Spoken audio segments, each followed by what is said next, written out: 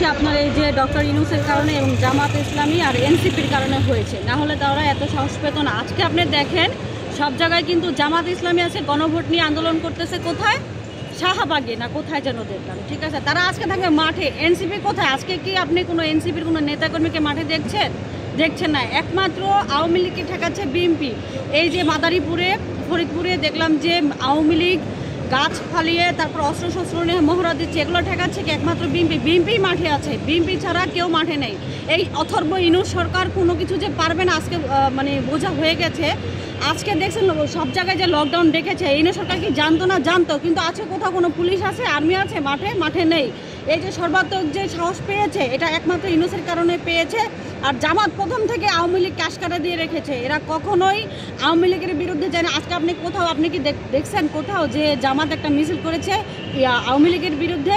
তারপরে এনসিপি কোথাও একটা মিছিল করেছে? আপনি একটা দেখাতে পারবেন ঢাকা শহরের কোথাও? এই যে ডারবি নাসির, গাঞ্জাখোর নাসির সবসময় যে মানে বিরূপ মন্তব্য করে। এই যে পরিমণি দেখেছেন, পরিমণির কিন্তু আমি কোনো ছবি দেখিনি, কিন্তু সে নায়িকা হিসেবে কীভাবে পরিচিত? ওই যে 5টা 10টা করে বিয়ে করছে, ঠিক সেইভাবে এই ডারবি নাসির বিএনপিকে মন্তব্য করে সে সবসময় টাইমলাইনে থাকতে চায় এবং ভাইরাল হতে চায়। তার উদ্দেশ্য হচ্ছে ভাইরাল হওয়া। আর এনসিপিকে ধ্বংস করবে এই ডারবি নাসির। আর এদের কোনো কাজ নাই, মিডিয়ায় বসে বসে খালি বক্তৃতা দেয়। মাঠে এরা নয়, মাঠে শুধু বিএনপি আছে। আর বিএনপি একমাত্র দল যেখানে আওয়ামী লীগকে প্রতিহত করতে পারবে। আজকে আপনি সব জায়গায় দেখতেছেন যে বিএনপি মাঠে ছিল, এছাড়া বিএনপি ছাড়া কোনো দল মাঠে নেই। বিএনপি কালকে থেকে রাত থেকে মাঠে আছে আওয়ামী লীগকে প্রতিহত করার জন্য। আর এত সাহস পেয়েছে এই ইউনূসের কারণে। সামনে আজকে ঘোষণা করেছে যে সামনে গণভোট এবং নির্বাচন সামনে হচ্ছে একই দিনে হবে। ফেব্রুয়ারি প্রথমার্ধে মনে হয় আমাদের গণভোট এবং নির্বাচনটা হবে। এই গণভোটের এবং ভোটের মাধ্যমে বিএনপি, বাংলাদেশ জাতীয়তাবাদী দল, সরকার গঠন করে ইনশাল্লাহ সামনের দেশকে শাসন করবে এবং সুন্দর একটি রাষ্ট্র গঠনে সহায়তা করবে। এবং আমরা বাংলাদেশের সকল জনগণ ভোটের মাধ্যমে দেখিয়ে দিব যে বিএনপির কত জনপ্রিয়তা এবং জাতীয়তাবাদী দল যে দেশকে সুষ্ঠুভাবে পরিচালনা করতে পারে, সেটাই বাংলাদেশের মানুষ সামনে দেখবে। মানুষের না, যদি ডক্টর ইউনূস এবং যারা সরকার রাষ্ট্র চালাচ্ছে তারা যদি ঠিকভাবে আজকে রাষ্ট্রটা পরিচালনা করতো, মানুষের এত ভয় পাইতো না। পুলিশ কোনো কাজ করতেছে না। দেখেন আপনি মাঠে আজকে ঢাকা শহরে খুব কমই হয়েছে, কিন্তু ঢাকার বাইরে আওয়ামী লীগ যে নৈরাজ্য সৃষ্টি করেছে একমাত্র বিএনপি তা প্রতিহত করেছে এবং পুলিশ কোনো সহযোগিতাই করতেছে না। আর ডক্টর ইউনূসের কোনো প্ল্যান এবং পরিকল্পনা নাই। তাকে আপনি দেখবেন না দেশের কোনো চিন্তা আছে। তারা আছে ওই যে গ্রামীণ ব্যাংক নিয়ে, গ্রামীণ ব্যাংকে কী করবে না করে আমাদের সাধারণ জনগণ নিয়ে। এই এনসিপি, জামাত আর এই ইউনূসের কোনো চিন্তা ভাবনা নেই। যদি চিন্তা ভাবনা থাকতো আজকে অবশ্যই তারা কঠোর স্থানে থাকতো। আওয়ামী লীগ আজকে এত সাহস পেত না। তাদের কারণে শুধু আওয়ামী লীগ মাঠে নামার আজকে সাহস পেয়েছে। আওয়ামী লীগের কোনো বিচার নাই, দেখতেছেন আওয়ামী লীগের কোনো বিচার নাই, কোনো কিছু নাই। এজন্যই আজকে আওয়ামী লীগ সাহস পেয়েছে। না, আওয়ামী লীগ হচ্ছে স্বৈরাচার এবং সন্ত্রাস। এদের বিরুদ্ধে জনগণ 5 তারিখেই দেখিয়ে দিয়েছে।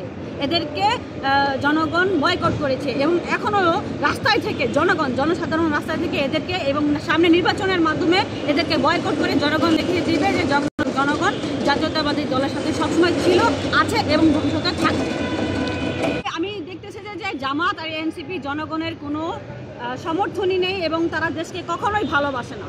তারা যদি ভালোবাসতো আজকে গণভোট নিয়ে চিল্লাচিল্লি না করে তারা আজকে আওয়ামী লীগকে প্রতিহত করতো। কিন্তু 5 আগস্টের পরে থেকে এই জামাত আর এনসিপি আওয়ামী লীগ নিয়ে ঘোরপাক খাচ্ছে এবং আওয়ামী লীগের সাথে তারা খাতিল করে যাচ্ছে। আওয়ামী লীগকে তারা দলে দলে যোগদান করাচ্ছে, ঠিক আছে।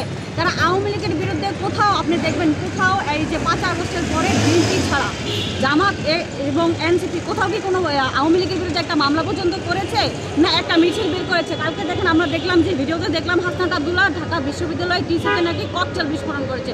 সে দৌড়ে পালাচ্ছে। তো কারা প্রতিহত করবে?